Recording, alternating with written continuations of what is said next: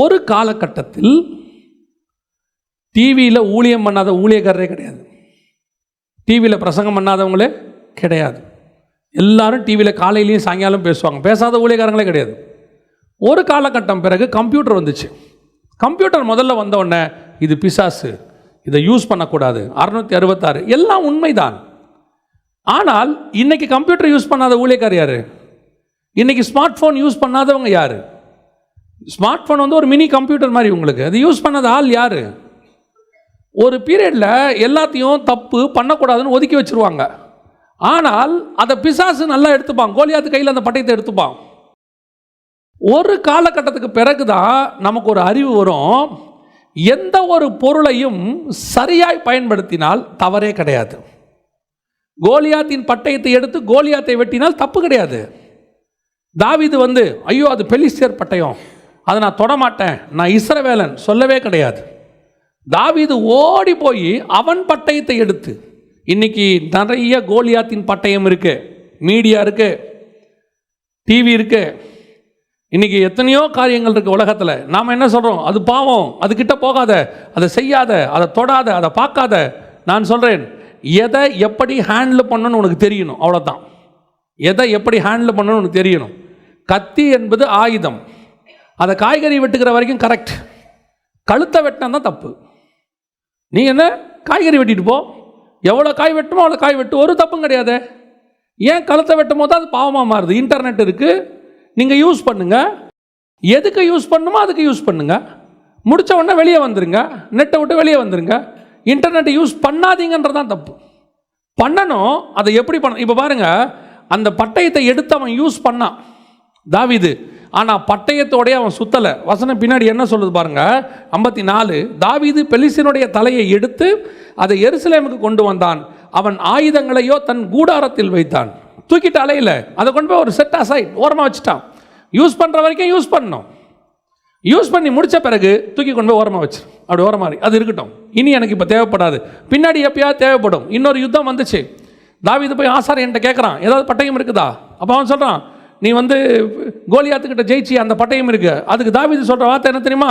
அதற்கு நிகர் இல்லை. எஸ், இன்னைக்கு பூமியில் இருக்கிற நிறைய வெப்பன் அன்கம்பேரபிள், அதை எடுத்து நீங்கள் ஏன் யூஸ் பண்ணக்கூடாது? ஒவ்வொரு காரியத்தையும் இல்லை வேணாம், இது எனக்கு தேவையில்லை. ஒரு விஷயத்தை நல்லா தெரிஞ்சுக்கொள்ளுங்க, இந்த உலகத்தில் மாற்றம் நடந்து கொண்டே இருக்கும். இந்த வேத வசனத்தை ஒரு காலத்தில் தோல் சுருளில் எழுதுனாங்க. தோல் சுருளில் எழுதினப்பட்ட பிறகு பேப்பருக்கு வந்துச்சு, இல்லை தோல் சுருளில் எழுதப்பட்டு தான் புனிதமானது, பேப்பர் என்பது புனிதம் அல்ல, ஆகவே நான் பேப்பரில் எழுதின பைபிளை படிக்க மாட்டேன், தோல் சுருள் தான் நிஜமானது, தோல் சுருளில் தான் நான் எங்கேயும் எடுத்துகிட்டு போவேனா? சாத்தியமா? வெறும் தோல் சுருளில் தான் பைபிள் இருக்கணும்னு நினச்சிருந்தா இவ்வளோ பைபிள் வந்திருக்குமா?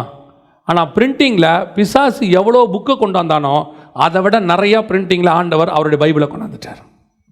அந்த நேரத்துக்கு ஏற்ற காம்படிஷன் அன்னைக்கு இருக்கக்கூடியதான் டெக்னாலஜி. என்ன? யூ மஸ்ட் டேக், உன் கையில் எடுக்கணும். எந்த ஒரு டெக்னாலஜியை கண்டு பயப்படாத, அதை யூஸ் பண்ண கற்றுக்கோ, அவ்வளோதான். கோலியாத்தின் பட்டயத்தை கண்டு பயப்படாத, யூஸ் பண்ண கற்றுக்கோ. ஆனால் எவ்வளோ யூஸ் பண்ணணும் தெரியுமோ அவ்வளோ யூஸ் பண்ணு, போய் அதுக்கு அடிக்டாக மாறிடாத. இன்றைக்கி இருக்கிற யங்ஸ்டர்ஸ் இருக்கிற மிகப்பெரிய ப்ராப்ளம், ஒன்று அதை பார்த்து பயந்து ஓடிடுறான், இல்லை அதுக்கு அடிமையாயிடுறான், அதோடு போய் மாட்டிக்கிறான். இதுதான் இன்றைக்கி பிரச்சனை. ஒரு ஊழியக்காரர் அன்றைக்கி அழகாக பிரசங்கம் பண்ணார், சூப்பராக இருந்துச்சு. இன்னைக்கு பவுல் இருந்தால், இப்போ பவுல் மினிஸ்ட்ரி பண்ணால் மீடியாவை யூஸ் பண்ணுவாரா மாட்டாரா? பவுல் மீடியாவை யூஸ் பண்ணுவாரா மாட்டாரா? பண்ணுவார். ஆனால் அவருக்கு தெரியும் எந்த அளவுக்கு அதை யூஸ் பண்ணணும்னு சொல்லி. உங்களுக்கு தெரியுமா, கிரீக் லாங்குவேஜ் இருக்குல்ல, கிரேக்க மொழி, இந்த மொழிக்கு ஒரு பேர் உண்டு. கிரீக்குன்றது நம்ம வச்சுருக்க பேர், எபிரேயர்கள் அதுக்கு ஒரு பேர் வச்சுருப்பாங்க, தப்பாக எடுத்துக்காதீங்க, நான் அவங்க வச்ச பேர் தான் இருக்குது, நீங்கள் போய் நெட்டில் சர்ச் பண்ணிக்கலாம். இதுக்கு பேர் ப்ராஸ்டியூட் லாங்குவேஜ். கிரீக் லாங்குவேஜுக்கு பேர் என்னது?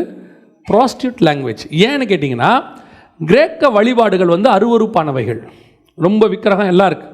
அதனால் இந்த எபிரேயர்கள் வந்து இதை யூஸ் பண்ண மாட்டாங்க, கிரீக் லாங்குவேஜை, கிரேக்க மொழியை யூஸ் பண்ண மாட்டாங்க. அதை வந்து ரொம்ப அருவருப்பாக நினைப்பாங்க, அந்த மொழியை வந்து அவங்க அருவருப்பாக நினைக்கிற மொழி. யூதர்கள் வந்து கிரேக்க மொழியை வந்து என்ன சொல்லுவாங்கன்னா ஒரு விதமான ப்ராஸ்டியூட் லாங்குவேஜ் அப்படிம்பாங்க. ஆனால் அந்த மொழியில் தான் நியூ டெஸ்ட்மெண்ட்டோடைய புக்ஸ் எல்லாம் எழுதப்பட்டது. ஏன் எழுதுனாங்க? அன்னைக்கு அந்த மொழியில் எழுதினா தான் அது ரீச் ஆகும். பவுலுக்கு தெரியும் எங்கே கிரீக் பேசணும், எங்கே லத்தீன் பேசணும், எங்கே ஹீப்ரு பேசணும், எங்கே நியாயப்பிரமாணம் பேசணும், எங்கே லா பேசணும், எல்லாம் யாருக்கு தெரியும்? பவுலுக்கு தெரியும். அந்த இடத்துக்கு அதை யூஸ் பண்ணணும். யூஸ் பண்ணிட்டு தூக்கி ஓரமாக வச்சுட்டு போயிட்டே இருக்கணும். எவ்விதத்தினாலும் கிறிஸ்து பிரசங்கிக்கப்பட்டால் சரி. எதுக்காக நான் யூஸ் பண்ண போகிறேன்? கிறிஸ்துவுக்காக யூஸ் பண்ண போகிறேன். ஆனால் அது என்னை அடிமைப்படுத்தாது. அது என் கையில் இருக்கிற பட்டயம். பட்டயம் என்னை பிடிக்காது. நான் தான் பட்டயத்தை பிடித்திருப்பேன். தேவைப்பட்டால் யூஸ் பண்ணுவேன், தேவைப்படலையா பட்டயத்தை ஓரமாக வச்சுட்டு போயிட்டே இருப்பேன். அது தாவீதுக்கு தெரியும், பவுலுக்கு தெரியும், உங்களுக்கு தெரியணும்.